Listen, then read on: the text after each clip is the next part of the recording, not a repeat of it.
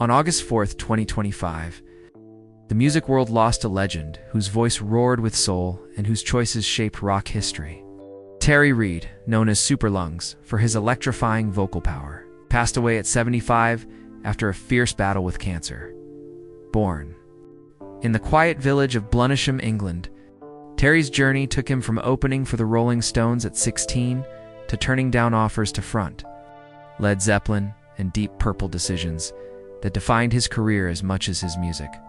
A guitarist, songwriter, and vocalist, he carved a path of artistic integrity, collaborating with icons like Nash and Bonnie Raitt, and leaving a legacy of 7 studio albums that inspired generations. His life was one of passion, resilience, and quiet humility, a man who lived for music, loved his family, and faced health struggles with courage. Today we celebrate Terry Reid's extraordinary story, his cause of death, age, family, net worth, lifestyle, and biography, a tale of a voice that shook the heavens and a spirit that stayed true to itself. Terrence James Reid was born on November 13th, 1949, in Paxton Park Maternity Home, Little Paxton, near St. Nates, Huntingdonshire. Raised in the small village of Bonamassa, Terry grew up in a close-knit family, the son of a farmer who instilled a love for the land and hard work. At St. Ivo School in St. Ives, he was more drawn to music than academics, playing guitar with local band The Red Beats at the River Club. At 15, his life changed when drummer Peter J. spotted him and invited him to join Peter J. and the Jaywalkers. In 1966, at just 16, Terry opened for the Rolling Stones on their 23-show British tours, his raw, soulful voice catching the ear of Nash, who urged the Jaywalkers to sign with Columbia Records. Their single The Hand Don't Fit the Glove, a soulful track, became a minor hit in 1967, but the band soon disbanded.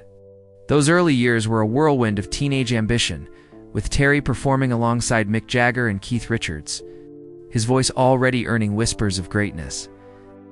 Aretha Franklin, after seeing him perform in 1968, declared, "There are only 3 things happening in England: the Beatles, the Rolling Stones, and Terry Reid," a testament to the prodigy. Terry's solo career ignited under manager Mickey Most, who produced his 1968 debut album, Bang Bang You're Terry Reid. With tracks like Without Expression, written when Terry was just 14, and later covered by the Hollies and Crosby, Stills and Nash, the album showcased his gritty, emotive voice. His 1968 U.S. tour with Cream, alongside Peter Solly on organ and Keith Webb on drums, earned raves, with his Miami Pop Festival performance cementing his nickname, Super Lungs. In 1969, supported the Rolling Stones again, but a pivotal moment came when Jimmy Page asked him to join a new band that became Led Zeppelin. Torn between a Stones tour and Page's offer, Terry chose the tour, recommending his friend Robert Plant and drummer John Bonham instead. He later declined an offer from Ritchie Blackmore to front Deep Purple, prioritizing his solo path. His 1969 album Terry Reid included Rich Kid Blues, later covered by Marianne Faithfull and the Raconteurs. But a dispute with Mickey Most stalled his career, limiting releases and pushing him to tour relentlessly, often in the US, where he relocated in 1971 after playing the Isle of Wight and Glastonbury festivals. Terry's early career was a dance with destiny, his choices reflecting a fierce commitment to his own vision. The 1970s saw Terry's creativity soar despite commercial struggles.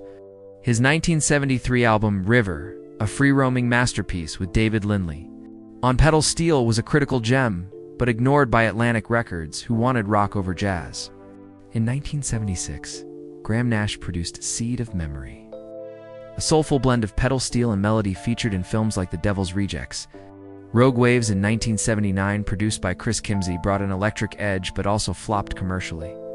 Frustrated, Terry paused solo work in 1981, becoming a sought-after session musician for Don Henley, Jackson Browne, and Bonnie Raitt. In 1991, he returned with The Driver, produced by Trevor Horn, featuring a cover of Gimme Some Lovin' titled 4 Days of Thunder. Terry toured with Mick Taylor in the 1990s and formed The Flu in 1993 with Joe Walsh and Nicky Hopkins for a one-off show. His later years included collaborations with DJ Shadows, Alabama 3, and French band Shine, plus a 2009 Glastonbury return. And Ronnie Scott's residencies in London. The songs appeared in soundtracks like Up in the Air, and artists like Joe Perry and Chris Cornell covered his work. Terry's career was a testament to his artistry of voice that never chased fame, but earned reverence from peers like Robert Plant, who called him the outstanding voice of his generation. Terry's lifestyle was a blend of rock and roll, grit, and quiet humility. His net worth, estimated at $1.5 million in 2022, came from albums, tours, and session work, though he once spoke of scraping by, even pawning instruments. He lived in Palm Springs, California, after moving to the U.S. In 1971, drawn to its creative scene, a passionate guitar collector, Terry cherished a 1952 Gibson Les Paul Gold Top, Gretsch Black Falcon, and a Stratocaster with Jimi Hendrix pickups. Later selling a prized 1952 Telecaster to Joe Bonamassa, who called it Terry's guitar, he loved the camaraderie of music, sharing stories with friends like Keith Richards and Joe Walsh, cherished performing whether at packed clubs or intimate venues like Mick Cabe's in Santa Monica. Offstage, Terry was private, shunning the spotlight's excess, supported causes quietly, often playing benefit shows. And his 2012 performance of Brave Awakening from Seed of Memory and Listen with DJ Shadow showed his enduring relevance. His home was a creative hub, filled with guitars and memories of a life steeped in music, grounded by his love for family and friends. Details of Terry's family life are scarce, as he kept personal matters private. Born to parents in Bluntisham, he grew up with a brother whose name remains unpublicized. Terry never spoke publicly about a spouse or children, though he once brought a young daughter to a TV show, singing Christmas songs with her in a heartwarming moment. His closest bonds were with his musical family friends like Graham Nash, David Lindley, and Joe Bonamassa, who became lifelong collaborators. Bonamassa, who called Terry a mentor, shared stories of their Palm Springs hangouts, reflecting a bond beyond music. Terry's private nature meant he let his voice tell his story, but his warmth shone through in moments like his 2023 Uncut interview, where he laughed about introducing Jimmy Page to Robert Plant, saying, "I put the group together." His family, though not detailed in records, was part of his quiet life in California, where he lived simply, surrounded by guitars and the desert's calm. Terry's final years were marked by a courageous fight against cancer. Diagnosed years earlier, he faced aggressive treatment, but by July 2025, his health forced him to cancel a European tour, including dates in the UK, Ireland, and Norway. A GoFundMe campaign launched by friends and family raised over $46,000 from 300 donors to cover medical costs. With a message noting Terry's pride and humility, it's never easy to ask for help, especially for someone as proud as Terry. He passed away on August 4th, 2025, at 75.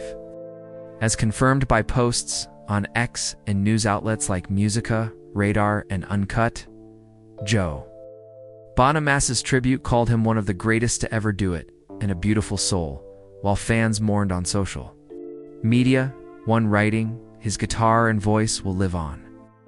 Terry's battle was private but fierce, and he faced it with the same spirit that defined his music. His death came just weeks after his final tour cancellation, a poignant end to a life of song. Terry Reid's life was a melody of defiance, talent, and heart. Known as Superlungs, he turned down rock's biggest stages to fly his own kite, creating albums like River and Seed of Memory that stand the test of time. His voice, gritty and soulful, moved Aretha Franklin and inspired Led Zeppelin's formation. From opening for the Stones at 16 to jamming with Jimi Hendrix and Miles Davis, Terry lived at the heart of rock's golden era. His choices to prioritize his art over fame made him a musician's musician, revered by peers and fans.